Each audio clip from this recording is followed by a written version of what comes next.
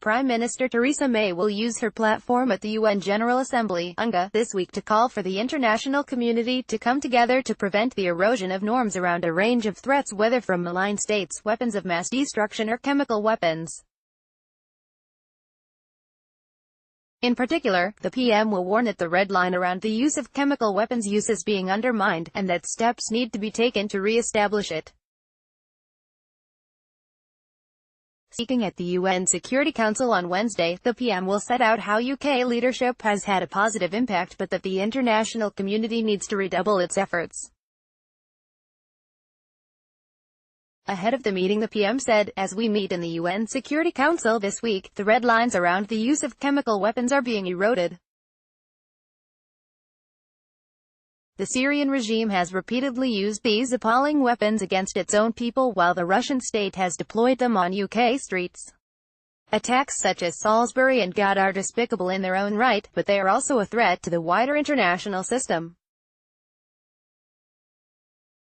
Each time we fail to challenge the use or development of weapons of mass destruction, it erodes the framework of treaties we have built up so painstakingly over the past few decades." The UK has, in recent months, played a leading role alongside our allies in reinforcing these long-standing, global norms. UK, US and French airstrikes in April degraded Syrian chemical weapons capability and demonstrated our collective resolve. And in June, the international community empowered the OPCW to attribute responsibility for chemical weapons attacks in Syria. We worked closely with our allies on a coordinated response to Russia's use of chemical weapons in Salisbury, resulting in 28 countries as well as NATO joining us in expelling a total of over 150 Russian intelligence officers, the largest collective expulsion ever. But the international community needs to do more together, both to prevent future chemical weapons use and to ensure those who use them are held to account, but also to tackle the range of other threats to global security, including the proliferation of WMD. The intervention will be the first time in 5 years that a UK Prime Minister has used the platform of the UN Security Council to speak about the importance of preventing the spread of chemical and nuclear weapons, as well as other weapons of mass destruction.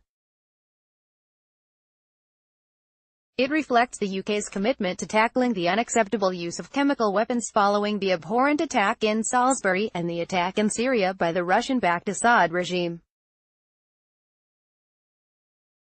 Intervention will come on the second day of a busy two-day program in New York, during which she will demonstrate the UK's leading role in, and commitment to, the UN by opening the Bloomberg Business Forum with an address to CEOs, in which she will make the case for capitalism and free markets, while recognizing the need to make the system work for everyone, laying the foundations for the UK's leading role on climate resilience at the 2019 UN Climate Summit, building on the UK's pioneering work on girls' education by co-hosting an event with France, Canada and a number of Global South partners, including Kenya, to accelerate progress on the global campaign to ensure all girls can access 12 years of quality education and learning by 2030. Delivering a keynote address to the General Assembly today, the PM will call on the international community to invest in Africa, in order to unlock the potential of a generation on the continent.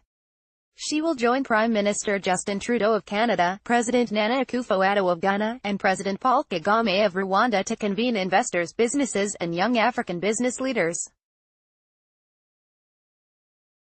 The leaders of Kenya, Mozambique, Nigeria and Sierra Leone are also expected to attend.